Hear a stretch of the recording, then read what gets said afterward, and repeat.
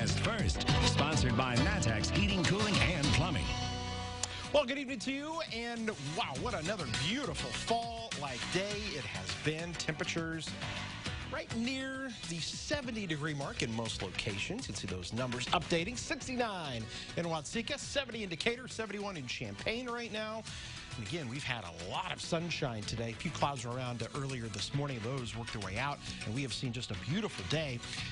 It's about to get chilly, really chilly. The coldest we have seen so far this season is going to occur tonight. After that sun sets, we're quickly going to fall back down into the mid-50s at 8 o'clock. We're talking the low 50s by 11 p.m. We're going to see some very cool temperatures to start out tomorrow. We'll show you how low that temperature is headed when some rain moves in this week coming up. WCIA 3 News starts now on WCIA 3 News. 8 people shot in 4 different cities over the weekend, and one of them was deadly. What we know about all of them so far. A Walmart is evacuated for a bomb threat, and juveniles busted for it. What they told police, they really said on the phone. The union has given the okay to strike, but the fight to stay in the classroom isn't over. What the teachers are asking for. You're watching your local news leader. This is WCIA 3 News at 5. We come out and we get to work. And that's what we've been doing since Saturday night. It's a first for the year, but certainly not the first for these detectives. And they're running into an all too familiar problem. Good evening, I'm Paul Cicchini. And I'm Jennifer Roscoe. On Saturday, 21-year-old Tremel Hooser died after he was shot at an apartment complex on Colorado Avenue in Urbana. Now, this is just one of 4 shootings in central Illinois, all within 24 hours. In total, 8 people were shot. The first was early Saturday morning in Decatur. A woman was shot in the leg near West Wood Street. That same day, 2 people were shot in Champaign near Parkland Court and Bradley Avenue. And in Danville, 3 women were shot yesterday near East Main and Park Streets. We're going to have a little more on all of those in just a bit. But first to that shooting in Urbana. WCIA 3's Emily Braun is live. Now, Emily, this is the city's first murder this year. Jennifer, and while they say it's a good thing they've made it this far into the year without one, they say this is truly an all-hands-on-deck situation. Everybody they have in that building is working on this case. Now, as we told you, when police responded to the scene, they found 2 people sitting in a car who had been shot. One of those people was 21-year-old Tremel Hooser, who died shortly after he was taken to the hospital. I learned today the other person in the car is another young man, but police could not release his name or age. Outside of that, there wasn't much of an update. Police say that's because they aren't getting much information from people in that area.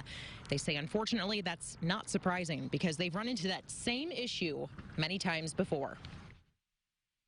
Something that we have to get over with people, whether they're concerned about their own safety or they don't want to get involved, or a whole number of reasons why people don't come forward.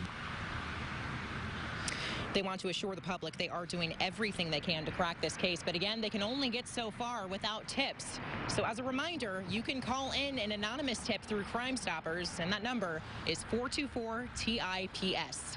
Live in Urbana, Emily Braun, WCIA 3, your local news leader. Hopefully people use it. Thank you, Emily. Now, like we said, 2 people were also shot in Champaign Saturday night. It happened just before midnight near Parkland Court and Bradley Avenue. When police got there, they found a 25-year-old hurt. He was taken to the hospital. Now, sometime later, police found out a 32-year-old man who had been shot went to the hospital on his own. Police believe they may have been shot after a fight.